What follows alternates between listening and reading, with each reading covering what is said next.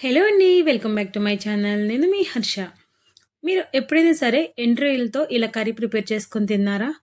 నిజమండి. చాలా చాలా బావుంటుంది. ఎండు రొయ్యలని టమాటోలో గానీ, దోసకాయ కర్రీలో గానీ, ఈవెన్ వంకాయలో గూడా యూజ్ చేసుకొని తినొచ్చు. కానీ కొంచెం స్మెల్ అనుకుంటాం అంతే గానీ, చాలా టేస్ట్ అయితే బావుంటుంది. పచ్చి రొయ్యలకున్న టేస్ట్ డిఫరెంట్‌గా ఉంటుంది. ఎండు రొయ్యలకున్న టేస్ట్ డిఫరెంట్‌గా ఉంటుంది. అలా అని ఎండు రొయ్యలకి మంచి టేస్టే ఉంటదండోయ్! కానీ కొన్ని టిప్స్ యూజ్ చేసి మనం ఈ కర్రీని ప్రిపేర్ చేసుకుంటే ఎటువంటి స్మెల్ లేకుండా ఎండు రొయ్యల కర్రీని ప్రిపేర్ చేసుకోవచ్చు. సో, ఇంకెందుకు ఆలస్యం కిచెన్‌లోకెళ్దామా? మన మెయిన్ ఇంగ్రీడియెంట్ వచ్చేసరికి ఈ ఎండు రొయ్యలు. దగ్గర దగ్గరగా 100 గ్రామ్స్ వరకే ఎండు రొయ్యలు తీసుకున్నాను. వీటి సైజ్ చిన్నదిగా ఉంది గాబట్టి క్వాంటిటీ ఎక్కువగా తీసుకున్నాను. అప్పుడైతేనే బాగా ఫ్లేవర్ తెలుస్తుంది కర్రీలో. వీటిని ఇప్పుడు ఒక హాఫ్ అన్ అవర్ పాటు వాటర్‌లో నానబెట్టుకున్నాను. హాఫ్ అన్ అవర్ తర్వాత చాలా నీట్‌గా క్లీన్ చేసుకోవాలండి. ఒకటికి 2 సార్లు బాగా క్లీన్ చేసుకుంటేనే దానికున్న స్మెల్ పోతుంది. లేకుంటే కర్రీ ప్రిపేర్ చేసిన తర్వాత కూడా దాని స్మెల్ అలాగే ఉంటుంది. ఇంకా ముప్పావు కేజీ వరకు టమాటోస్‌ని తీసుకున్నాను. అందులో కూడా ఇవి వచ్చేసరికి నాటు టమాటోస్ కొంచెం లిక్విడ్ ఎక్కువగానే ఉంటుంది. చాలా జ్యూసీగా అనిపిస్తుంది. సో, వీటినైతే కర్రీకి తగ్గట్టు అన్నిటిని కట్ చేసుకొని రెడీ చేసుకున్నాను. తర్వాత ఒక 2 వరకి ఆనియన్స్‌ని, 3-4 వరకి నేను గ్రీన్ చిల్లీస్‌ని గూడా కట్ చేసుకొని కర్రీకి ముందే ప్రిపేర్ చేసుకున్నాను. ఒక పాన్ తీసుకొని పాన్‌లో ఒక కప్పు వరకి ఆయిల్ వేసుకున్నాను. ఎండు రొయ్యలొచ్చేసరికి నాన్ వెజ్ కాబట్టి ఆయిల్ కొంచెం ఎక్కువగానే వేసుకున్నాను. తర్వాత అందులోకి కొన్ని ఆవాలు, కొంత జీలకర్ర వేసుకొని అవి చిటపటలాడేంత వరకు వెయిట్ చేశాను. చిటపటలాడిన తర్వాత మనం ముందుగానే కట్ చేసుకున్న ఆనియన్స్‌ని, తర్వాత గ్రీన్ చిల్లీస్‌ని వేసుకొని లైట్ గోల్డెన్ కలర్ వచ్చేంత వరకి ఫ్రై చేసుకోవాలి. మీడియం ఫ్లేమ్‌లో పెట్టుకొని మనం ఫ్రై చేసుకుంటా ఉంటే ఆనియన్స్‌కున్న పచ్చి స్మెల్ మొత్తం పోయి ఆనియన్స్‌కి కొంచెం టేస్ట్ అయితే మారుతుంది. సో, ఇందులోకి కొంచెం కరివేపాకు కూడా వేసుకుంటున్నాను. ఇప్పుడు లిడ్‌తో కవర్ చేసి ఒక 5 మినిట్స్ పాటు మీడియం ఫ్లేమ్‌లో పెట్టి ఫ్రై చేసుకున్నాక చూసారు గదండీ! లైట్ గోల్డెన్ కలర్‌లోకైతే వచ్చేసినియి. ఇప్పుడు ఒకసారి అటు ఇటు తిప్పేసుకొని మాడిపోకుండా చూసుకోవాలి. ఇంకా ఇందులోకి మనం ముందుగానే క్లీన్ చేసి పెట్టుకున్నాం కదా! ఎండు రొయ్యలు వాటి మొత్తాన్ని ఆయిల్‌లో ఫ్రై చేసుకోవాలి.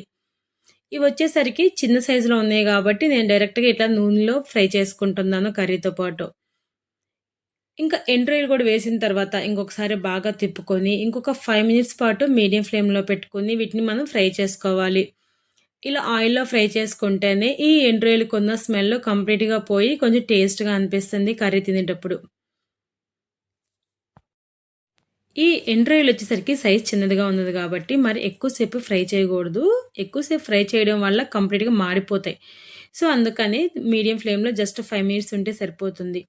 ఇప్పుడు ఇందులోకి ఒక 1 స్పూన్ వరకి అల్లం వెల్లుల్లి పేస్ట్ కూడా యాడ్ చేసుకున్నాను.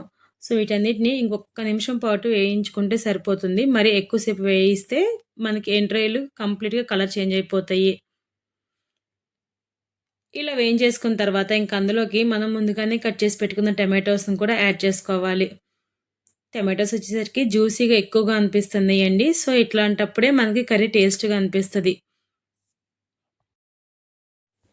జనరల్‌గా అయితే ఎండు రొయ్యలొచ్చేసరికి ఇట్లా టమాటోస్‌లో గానీ, దోసకాయలో గానీ, వంకాయలో గానీ అట్లా ప్రిపేర్ చేసుకుంటే చాలా టేస్ట్‌గా అనిపిస్తదండి. ఇంకా రిమైనింగ్ కర్రీస్‌లో కన్నా ఈ 3 వెజిటబుల్స్‌లో ఎక్కువ పర్ఫెక్ట్‌గా వాటి ఫ్లేవర్ తెలుస్తుంది. ఈ టమాటో, ఎండు రొయ్యల కాంబినేషన్‌లో కర్రీ చాలా బావుంటుందండి. ఇందులోకి కొంచెం పసుపు వేసుకోవాలి. తర్వాత 2 స్పూన్స్ వరకి మనం సాల్ట్‌ని కూడా యాడ్ చేసేసుకొని, ఇంకొకసారి బాగా తిప్పేసుకోవాలి.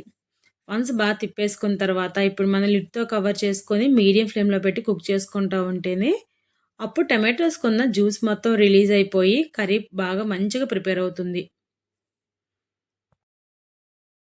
ఈ ఎండు రొయ్యలొచ్చేసరికి స్మెల్ అనుకుంటాం గానండి, వండే విధానం చూసారు గదా! ఇంత పర్ఫెక్ట్‌గా ఆయిల్‌లో ఫ్రై చేసుకొని, ఇట్లా మంచిగా క్లీన్ చేసుకొని, మనం కుక్ చేసుకోవడం వల్ల వాటికి స్మెల్ ఎక్కడ అనిపించదు.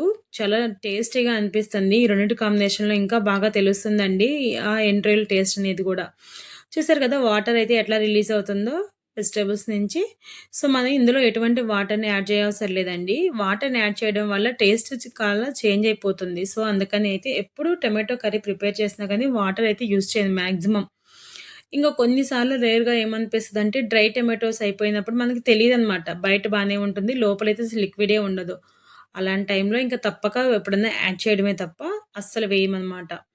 తర్వాత ఇందులోకి కొంచెం టొమాటోస్ బాగా మగ్గిపోయినియి అనిపిస్తే అందులోకి 2 స్పూన్స్ వరకి రెడ్ చిల్లీ పౌడర్‌ని వేసుకోవాలి.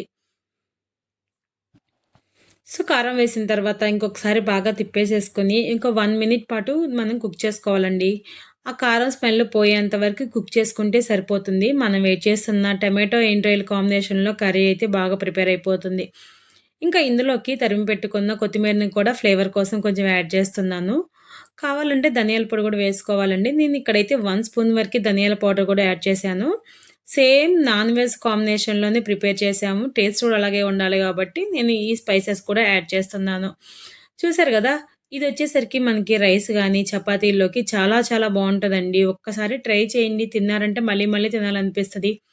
ప్రిపేర్ చేసేటప్పుడు స్మెల్ అనే గానీ చాలా టేస్ట్‌గా అనిపిస్తుంది.